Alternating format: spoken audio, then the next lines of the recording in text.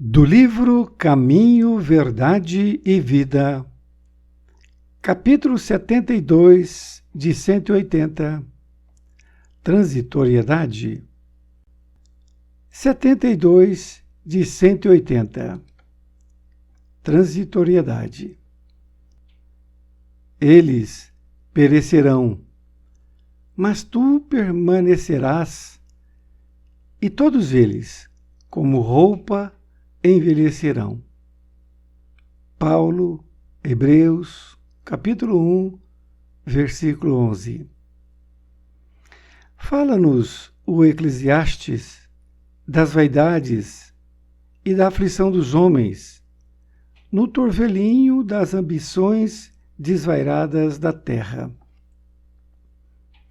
Desde os primeiros tempos da família humana, existem criaturas confundidas nos falsos valores do mundo. Entretanto, bastaria meditar alguns minutos na transitoriedade de tudo, o que palpita no campo das formas, para compreender-se a soberania do espírito. Consultai a pompa dos museus e a ruína das civilizações mortas. Com que fim se levantaram tantos monumentos e arcos de triunfo? Tudo funcionou como roupagem do pensamento. A ideia evoluiu, enriqueceu-se o espírito e os envoltórios antigos permanecem à distância. As mãos calejadas na edificação das colunas brilhantes aprenderam com o trabalho os luminosos segredos da vida. Todavia, quantas amarguras experimentaram os loucos que disputaram até a morte para possuí-las? Valei-vos de todas as ocasiões de serviço, como sagradas oportunidades na marcha divina para Deus. Valiosa é a escassez, porque traz a disciplina. Preciosa é a abundância, porque multiplica as formas do bem. Uma e outra, contudo, perecerão algum dia. Na esfera carnal, a glória e a miséria constituem molduras de temporária apresentação. Ambas passam. Somente Jesus e a lei divina perseveram para nós outros, como portas de vida e redenção.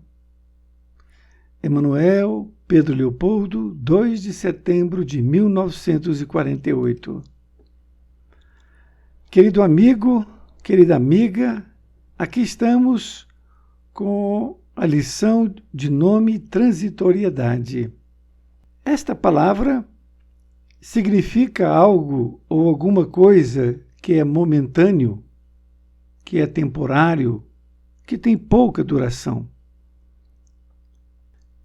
Com esse título, então, Emmanuel utilizou esta passagem de Paulo quando escreveu aos Hebreus, dizendo: eles perecerão, mas tu permanecerás, e todos eles, como roupa, envelhecerão. Esta passagem de Paulo fala muito bem sobre a transitoriedade das coisas, comparando que tudo se compara com as roupas que vão se envelhecer, as coisas transitórias. E Emmanuel começa a nos explicar mais detalhadamente, dizendo: fala-nos o Eclesiastes das vaidades e da aflição dos homens, no torvelinho das ambições desvairadas da terra. Eclesiastes é o livro que está no Velho Testamento. é então uma parte do Velho Testamento. A palavra torvelinho significa redemoinho e desvairadas significa maluca, alucinada. Ele informa então que o livro Eclesiastes ele fala das vaidades e das aflições dos homens. O que acontece com a vaidade e com a aflição quando os homens têm essas duas características muito fortes em sua vida. É nesse torvelinho, ou seja, nesse redemoinho das ambições, que chega a ser uma coisa maluca, alucinada, para conseguir as coisas. Vejam bem a colocação de Emmanuel já no início, que é os homens, pela vaidade, ele cria uma necessidade que é um redemoinho da sua vida, nessas ambições todas, e são alucinadas essas coisas que se criam, porque são todas coisas materiais, que são perecíveis. Continua dizendo que desde os primeiros tempos da família humana, existem criaturas confundidas nos falsos valores do mundo. Ele está nos alertando para que, desde os primeiros tempos, a família humana vem sendo confundida sobre os valores. O que seria isso?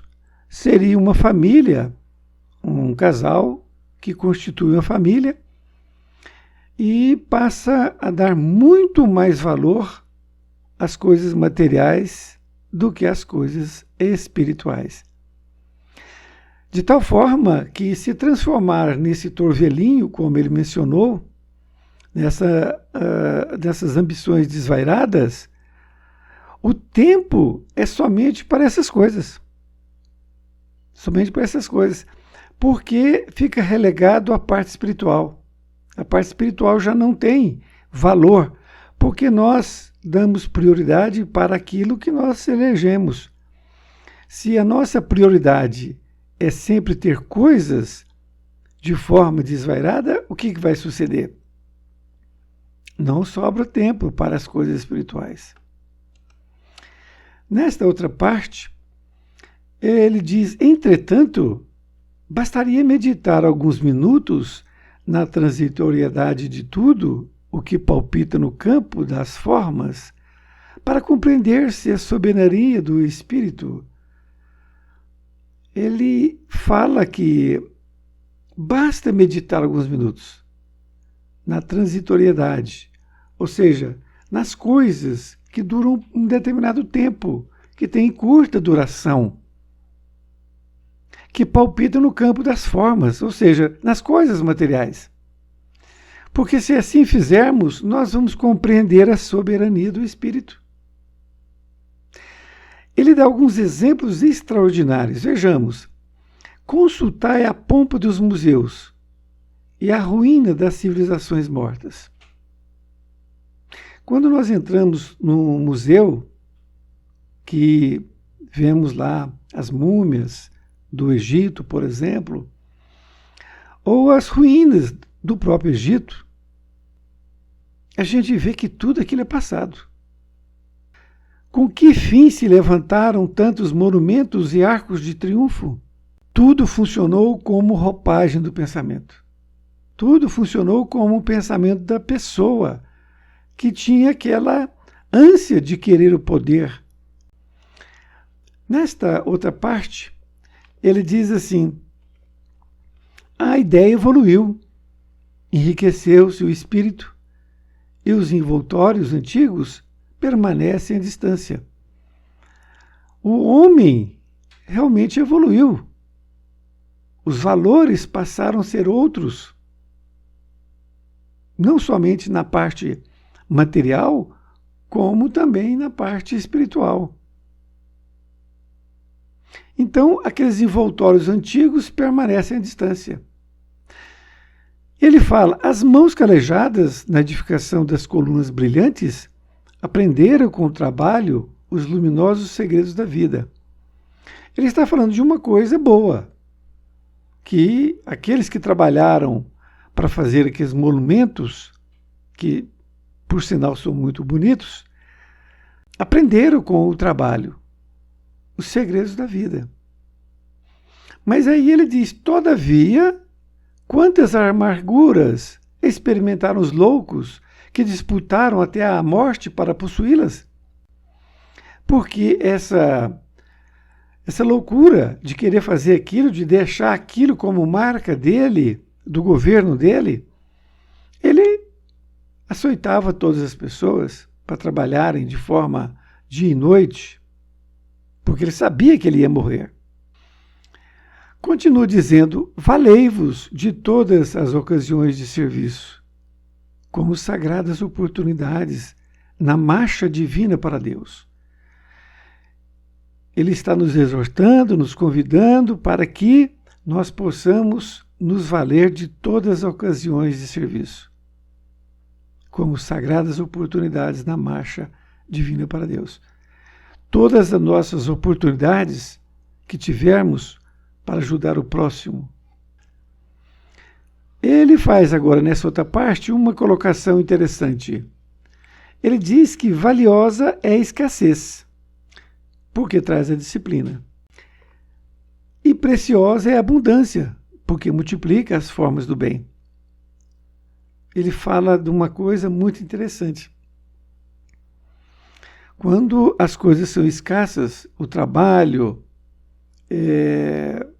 a comida, tudo isto traz disciplina. Por quê? Porque com a falta de água, tem a disciplina para não desperdiçar a água. Somente quando há falta que muitas pessoas despertam para isto. Assim também é abundância, porque quando tem abundância, as formas do bem. E ele diz que uma e outra, contudo, perecerão algum dia. Isto que ele está querendo dizer é que a escassez, que é um extremo, e a abundância, que é outro extremo, em termos materiais, ela vai perecer um dia. Ou seja, vai deixar de existir. E por que vai deixar de existir? Porque à medida que vamos evoluindo, nós não vamos ter nem escassez e nem abundância. Porque já teremos entendido que o mais importante são as coisas espirituais. E também diz que na esfera carnal, a glória e a miséria constituem molduras de temporária apresentação.